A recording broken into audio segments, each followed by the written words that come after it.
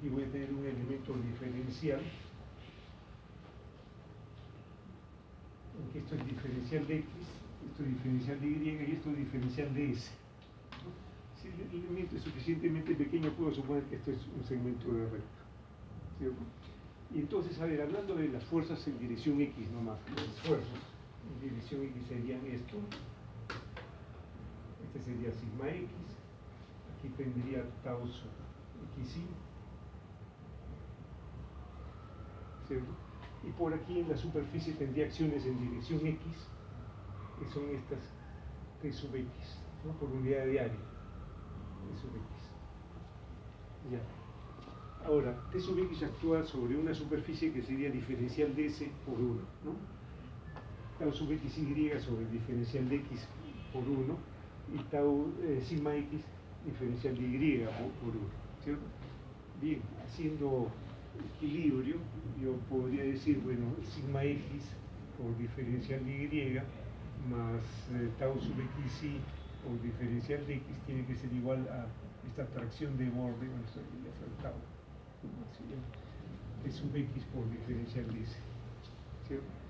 Pero diferencial de S y diferencial de Y o de X se relacionan, ¿no? A ver, y una de las formas de relacionarlos sería considerando los cosinos, etcétera, en un cierto ángulo. A ver, mejor lo pinto aquí arriba. Yo puedo considerar un vector unitario normal hacia afuera, y este tendrá unas componentes nx y ny, que de alguna forma son los cosenos de algunos de los ángulos involucrados. Entonces, dividiendo todo entre diferencial de S, etc., yo encuentro que nx por sigma x más ny por tau sub xy es igual a la t sub x. ¿Cierto?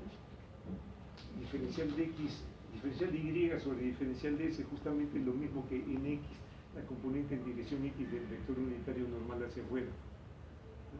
Y diferencial de x entre diferencial de s es lo mismo que ny.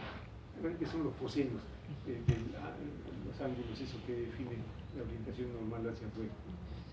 Y entonces, bueno, aquí tengo una condición de equilibrio que tiene que darse entre las acciones externas, ¿no? Y los esfuerzos internos, ¿cierto? Es en dirección X. Aquí está escrita la cosa en versión tridimensional, ¿no? En dirección X, en dirección Y y en dirección Z, ¿cierto? Nosotros, claro, en la teoría de vigas estamos muy acostumbrados a tener, por ejemplo, fuerzas concentradas, ¿no? En la realidad no existen las fuerzas concentradas, son una simplificación, ¿no? Las fuerzas que tenemos aplicadas en las estructuras son distribuidas siempre, aunque sea en un área pequeñita de 10 por 10 centímetros o lo que fuera, pero no hay tal cosa como una fuerza concentrada en un punto. Si tuviéramos una fuerza realmente concentrada en un punto, los esfuerzos deberían ser infinitos, ¿no? Eso, bueno, no existe en la realidad, ¿no? En algunos modelos numéricos, por ejemplo, en algo que mostré antes, voy a tratar de recuperarlo.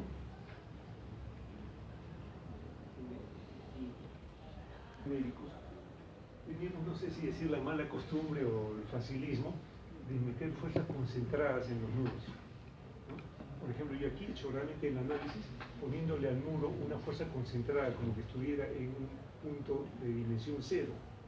Los esfuerzos que deberían resultar en ese sitio son infinitos, ¿no? Si realmente la fuerza fuera concentrada en un punto. Y PROGRESSAP y otros programas análogos patalean para conseguir eso, ¿no? Cuando yo tengo una malla, digamos, de un cierto tamaño, observo que aquí el esfuerzo es, no sé, digamos 100 por decir algo, y cuando divido los elementos a la cuarta parte, el esfuerzo de ese resulta 400. O sea, en esos puntos en que hay esas singularidades, este tema de cómo se van reduciendo los errores a medida que refino la malla, etcétera, no es cierto, ¿no? Aquí el programa está tratando de producir el esfuerzo infinito, ¿no? No puede, pues nunca va a poder. Yo divido y, como decía, el esfuerzo ahí se cuadruplica. Ahí no es que el programa esté mal, lo que está mal es lo que yo he hecho en el modelo, de poner una fuerza concentrada. ¿De acuerdo? Las fuerzas concentradas son una ficción, no existen, ¿no? Y lo que típicamente observamos cuando hacemos esa clase de cosas son estas manchas de color intenso, ¿no? Están diciendo, bueno, como que el esfuerzo allí es muy alto.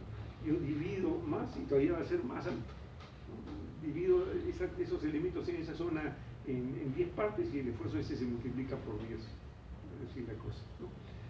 Yo debería realmente, ¿no?, tener una malla, no sé, suficientemente fina y declarar que tengo una presión, digamos, sobre el elemento que está arriba, de repente, ¿no?, una fuerza aplicada, distribuida sobre su superficie. Eso sería lo correcto, ¿no? Pero decía, muchas veces no hacemos eso y tenemos estas singularidades. También las tenemos, por si acaso, por ejemplo, si yo tengo mi muro, hago una abertura así, ¿no?, y hago pues mi análisis, y tengo aquí unas esquinas a 90 grados con un radio, por así decirlo, cero.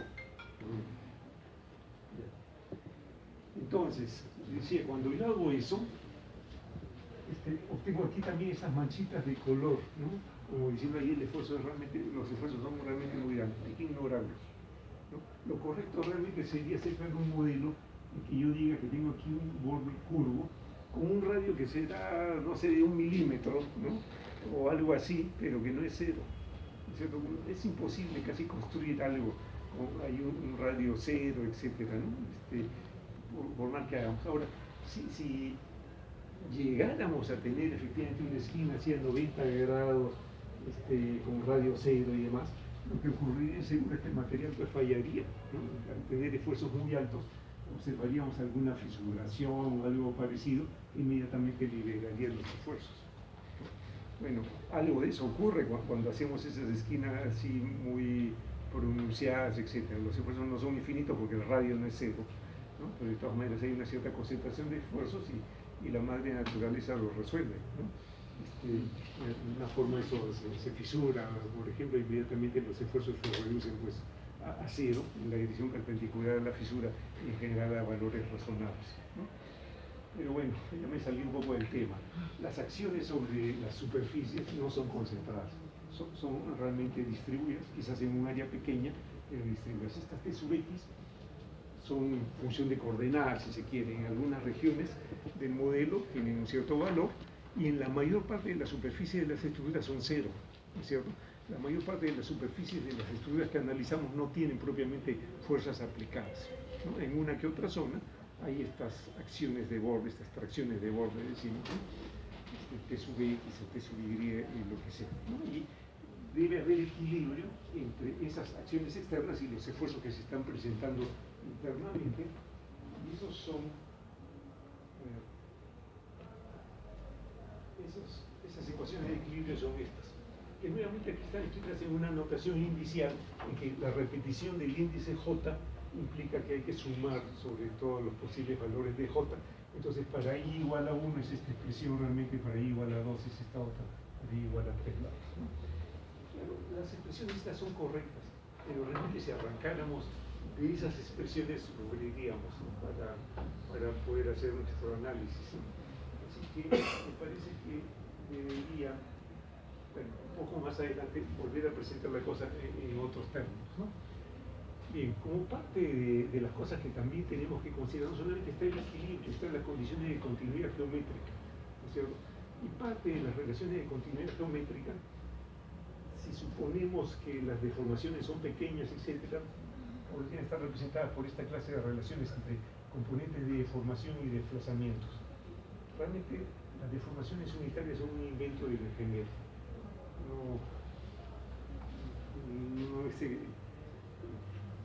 No son lo mismo, digamos, que un desplazamiento que podemos directamente medir, ¿no?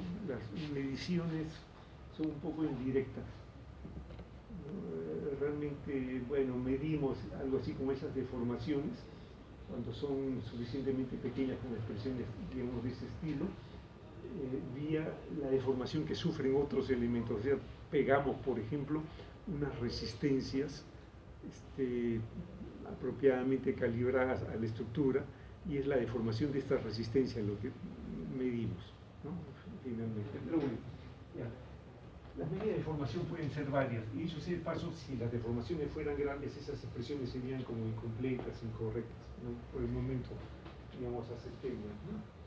Ahora, ¿por qué hemos inventado estas deformaciones? Porque son forma de relacionar los desplazamientos con los esfuerzos.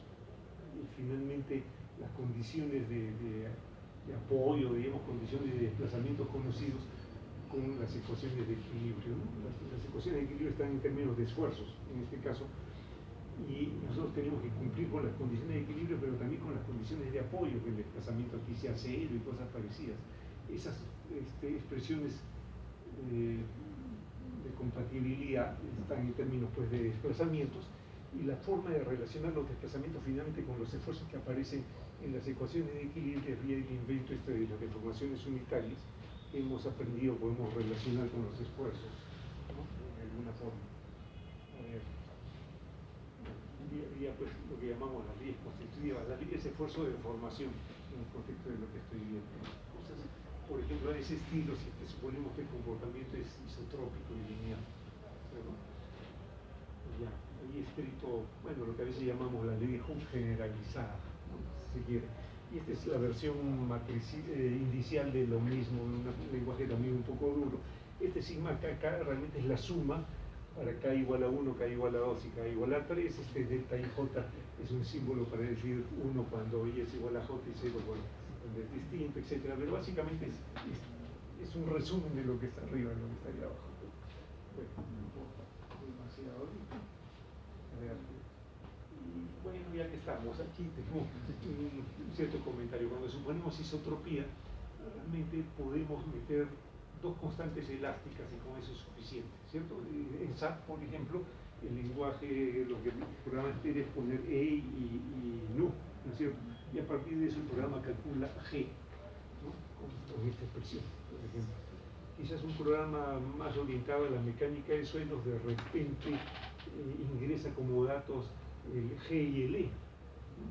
Y por supuesto se puede escribir eso en diversas formas. A ver, algunos programas consideran como información así ciertas constantes llamadas constantes de la MEC, ¿no? Esto habitualmente es llamado constante de la MEC y el G. Por ejemplo, algunos programas tienen esa pareja, pero finalmente es lo mismo, ¿no? Yo puedo, dependiendo del programa, meter unas u otras. No sea necesario. Dos constantes elásticas definen plenamente el comportamiento, esfuerzo de formación en un medio isotrópico, ¿no? Ya. Y por ejemplo, está escrita la versión tridimensional al revés un poco. Las expresiones anteriores decían cuáles son las expresiones de las deformaciones a partir de los esfuerzos, ¿cierto? Así lo tenía escrito. Yo puedo hacer un poco de álgebra y escribir los esfuerzos en función de las deformaciones, ¿no? Bueno, resultaría una matriz así, lo que no está mostrado ahí es ceros, ¿no? Eso está en términos de constantes de la MEC, por ejemplo, ¿no? Lambda y G.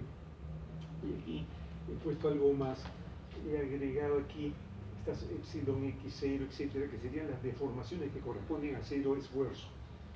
O sea, si yo tuviera, por ejemplo, un cambio de temperatura, ¿cierto? Y tuviera un anisólido, una estructura en el aire, y la estructura se pudiera dilatar, digamos, libremente, entonces se producirían ciertas deformaciones unitarias, ¿no?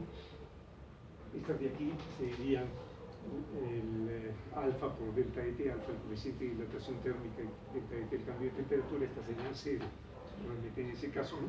En todo caso habría ciertas deformaciones unitarias en que no ocurrirían esfuerzos, y los esfuerzos ocurren en la medida que yo no dejo que la estructura se deforme a lo que quisiera, ¿no? Cuando hay estas diferencias, son estas las que originan finalmente un cambio de esfuerzos, ¿no? En la mayor parte de las situaciones que analizamos seguramente no consideramos temperatura o contracciones y cosas similares, todo esto sería cero, ¿no? Bien, vamos más allá. Ya. Ahora aquí estoy mirando un poco lo que serían las expresiones para estos casos, digamos, simples, que son simplificaciones de la realidad. En muchos análisis nosotros consideramos la estructura como que fuera muy delgada, infinitamente delgada, ¿no? Y digamos que en esta estructura estuviera en el plano XY.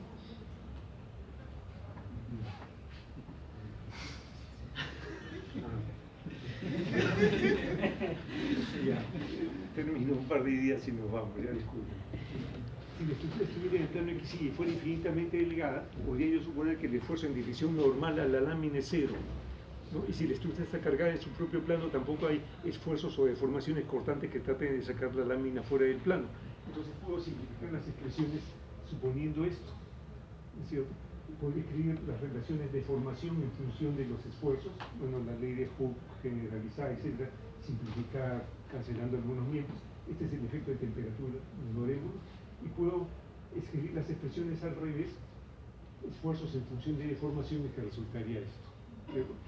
Cuando en cambio, supongo que la estructura, este es un caso de una lámina delgada, cuando supongo que la estructura es infinitamente larga, y digamos una sección transversal está en el plano XY, ¿no? Entonces, puedo suponer que la deformación unitaria a lo largo del eje longitudinal es cero, porque si lo hubiera, la estructura de no sé cuántos kilómetros tendría que contraerse en no sé cuántos metros, ¿no? O algo parecido. Y que tampoco hay deformaciones cortantes, porque cada tajada no se apoyaría en la del costado, digamos, ¿no? Cada tajada cargaría con lo suyo. Con esas hipótesis puedo también simplificar las expresiones y obtener, por ejemplo, eso que está ahí abajo, ¿no? Que aparentemente es muy distinto del estado plano de esfuerzos, ¿no? Las expresiones lucen distintas, claro, las he escrito en términos de otras constantes elásticas, pero bueno, en la sesión siguiente voy a comentar que realmente nosotros podemos usar las expresiones del estado plano de esfuerzos en algún programa para analizar lo que realmente es un estado plano de deformación, manipulando la información, poniéndole un E falso y un Poisson falso, por ejemplo, manipulado, y finalmente al sustituir esas expresiones en las del estado plano de esfuerzo resultan los mismos números que si pusiéramos el E incorrectos en las expresiones del estado plano de deformación, ¿no? Y las diferencias, decía, no son muy grandes, porque este número es, en el fondo, al cuadrado un número pequeño, así que aquí estamos hablando de 10% de repente de diferencia entre esta E barra y la E.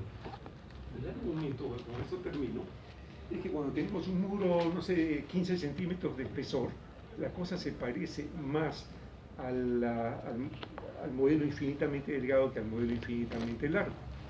Y la diferencia entre nuestro muro de 15 centímetros y el infinitamente delgado no puede ser muy grande, porque la diferencia entre el modelo infinitamente delgado y el infinitamente largo será pues un 10%, ¿cierto? Un 10%. Entonces, definitivamente el error que cometemos es incluso menor, bastante menor que eso.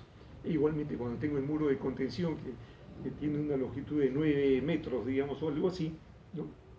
La cosa se parece más al muro infinitamente largo, ¿no? Pero de todas maneras el error que cometo no es tampoco mayor que la diferencia que tengo entre el muro infinitamente delgado y el infinitamente largo. Y por tanto terminamos haciendo hipótesis de estado plano de esfuerzos realmente mucho más de lo que comúnmente se cree. Todos nuestros análisis de vigas, pórticos y demás son como hipótesis de estado plano de esfuerzos, como si los pórticos fueran infinitamente delgados, ¿no? Ahora, finalmente construimos un modelo tridimensional, pero sobre la base de elementos que se comportan como si todos fueran infinitamente delgados, ¿no? Y no nos va tan mal con eso, ¿no? Es decir, estamos ignorando parte de los efectos, pero no al punto de tener que preocuparnos, digamos, demasiado. Bueno, el punto de que